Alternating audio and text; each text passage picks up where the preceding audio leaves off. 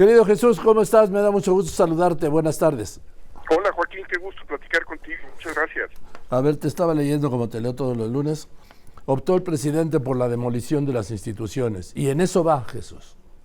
Pues sí, yo creo que eso es lo que estamos viendo, que es la coronación de sus sexenios, y si hacemos la revisión de cómo están las instituciones del pluralismo mexicano, pues la verdad es que están tocados en su base. Creo que hemos visto desde el arranque de su administración un hostigamiento a las instituciones, pero al principio veíamos que podía intimidar a los ocupantes de las instituciones, de la neutralidad, de la Corte, del Instituto Nacional Electoral, pero ahora yo creo que lo que hemos visto, sobre todo en el segundo tramo de su administración, pues es que ya hay la determinación de demolerlas.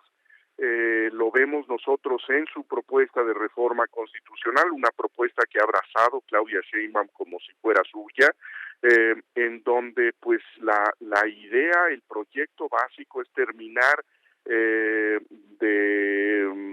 corroer esas instituciones, de convertirlas como en espacios de una nueva diputación en la Suprema Corte de Justicia, en el Instituto Electoral, y yo creo que es realmente muy grave lo que estamos viendo. No son instituciones de ellos, no son instituciones de una facción, sino que deberían ser cuidadas como las plataformas de la convivencia. Pues, por eso a mí me parece muy alarmante lo que lo que vimos en la Corte. Sí.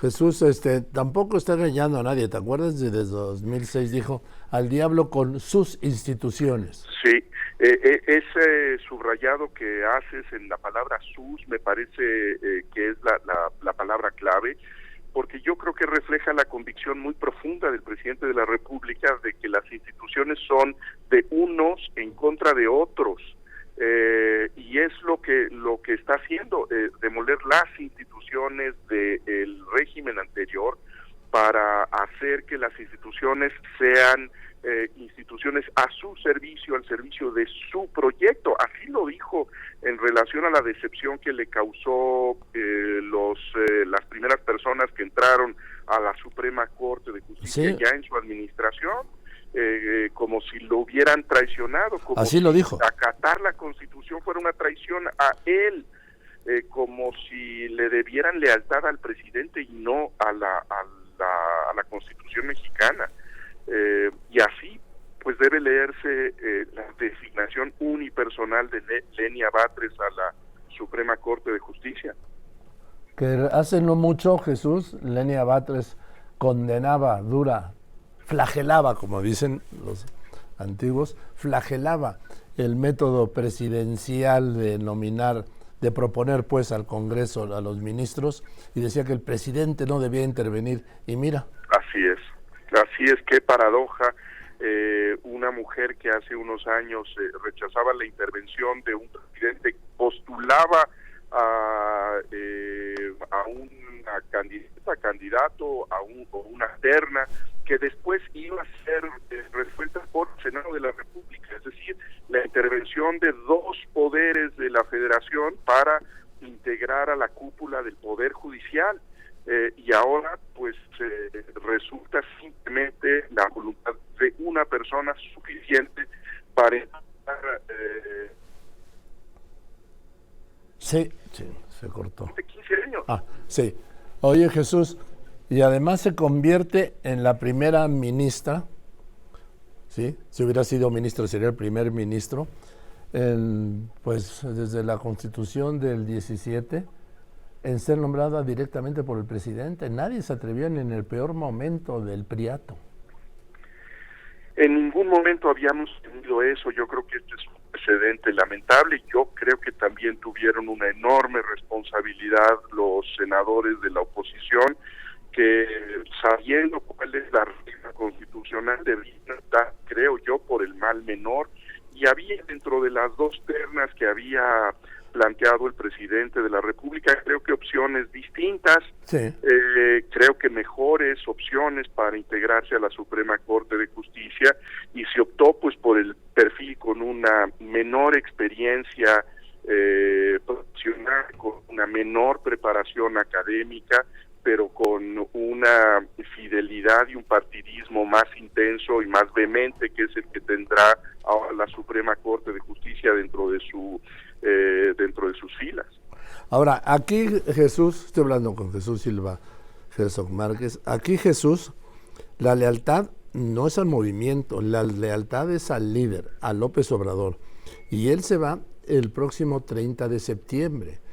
Ya sé que es jugar al futuro, pero la lealtad de Lenia Batres es sin duda, como ocurre en la Cuarta Transformación, al líder, no al movimiento. Sí, creo que esa es una de las características de la política nueva que hemos visto en estos años, una personalización del poder, del liderazgo, como creo que no la habíamos visto en muchísimas décadas, y la gran incertidumbre que queda ante la perspectiva del relevo del 2024, cuál es el sentido de ese grupo político, de ese partido político, cuando Andrés Manuel López Obrador entregue la banda presidencial a su sucesora. Que será con ese movimiento, con todos esos personajes que se han instalado dentro de estos cuerpos institucionales, y creo que es una pregunta muy legítima: ¿qué será con ese liderazgo y esas lealtades tan personalizadas que se han cultivado en estos años? Ahora está hablando Claudia Sheinbaum del segundo piso de la transformación de la cuarta, ¿sí? Claro. Cuando yo veo que el primer piso pues no está pavimentado, me recuerda mucho la construcción del segundo piso, ¿te acuerdas? Pues sí. Dentro de este segundo piso ha ratificado la reforma al Poder Judicial, y sin duda el tema del INAI, el tema, ahora ya el presidente agregó directamente en cuanto a desaparición, que lo presentará, dijo, como iniciativa de ley, del Instituto Federal de Telecomunicaciones, de la Comisión Federal de Competencia. Esas son sus instituciones de las que hablaba en el 2006. Me resulta muy inquietante este discurso de la candidata de Morena, porque pues no hay ningún planteamiento medianamente crítico de este legado del presidente López Obrador. De pronto se le escucha con la intención de incorporar, de dialogar a sectores distintos a los que han estado dentro de este grupo político, pero esto resulta palabra hueca cuando pues hace suya esta propuesta de terminar la demolición de estas instituciones, cuando hace suya la propuesta, por ejemplo, de hacer votación de los ministros de la Suprema Corte de Justicia, de los árbitros electorales. Eso significa eliminar las plataformas de la neutralidad, y creo que podemos nosotros entender que hay que reformar esos institutos, que puede revisarse cómo están funcionando, revisar quizá cómo usan los recursos públicos, etcétera. Pero de esta propuesta de que sean diputados los que juzgan los conflictos entre los poderes, que sea una mayoría que vea replicada su fuerza. Y estamos hablando de la lealtad ciega al líder, no es al movimiento, y en este caso no puede haber, tú lo sabes, no hay movimiento sin líder, y el líder es López Obrador. Así es, pues lo ha sido de manera muy potente, muy poderosa durante ya décadas, pero la gran incógnita es qué es lo que va a pasar el 1 de octubre del 2024, de qué manera se podría dar ese relevo. Creo que también sabemos que detrás del trono es muy difícil que se impongan esos liderazgos. Yo creo que esa es una de las grandes incógnitas de nuestra vida política hacia adelante, Joaquín. ¿Qué es lo que va a suceder con ese líder político que ha sujetado al movimiento muy estrechamente, de manera vertical, sin ninguna discusión interna? pero que pues el 1 de octubre dejará de ser presidente de la República y veremos de qué manera se reconfigura el poder en el país. Sí, y a ver que ahora los liderazgos no se llenan, ¿eh? Pues yo creo que esa es la gran incertidumbre. Habrá que ver dentro del oficialismo qué posición se toma frente a ese liderazgo. Yo creo que en estos momentos dentro del oficialismo la candidatura de Claudia Sheinbaum es una candidatura pues que simplemente ofrece la continuidad sin zigzagueos, así lo ha planteado Sí. ella. Y eso a mí me parece muy inquietante, particularmente en materia política, porque esa agenda es la de concluir la demolición de las instituciones del pluralismo mexicano. Sí. Ahora, Jesús, por último, Jesús Silva Herzog Márquez. Y enfrente, en la campaña de la candidata opositora a la presidencia, hablo de Xóchitl Gálvez, pues no veo que pasen muchas cosas, ¿tú sí? Yo veo una campaña que no ha logrado despegar plenamente. Creo que fue la gran sorpresa del 2023 el surgimiento de la candidatura de Xóchitl Gálvez. Si hubiéramos tenido esta conversación hace un año, no hubiéramos pensado que Claro. esa sería la candidata y que ella podría ser la candidata que uniera a la oposición.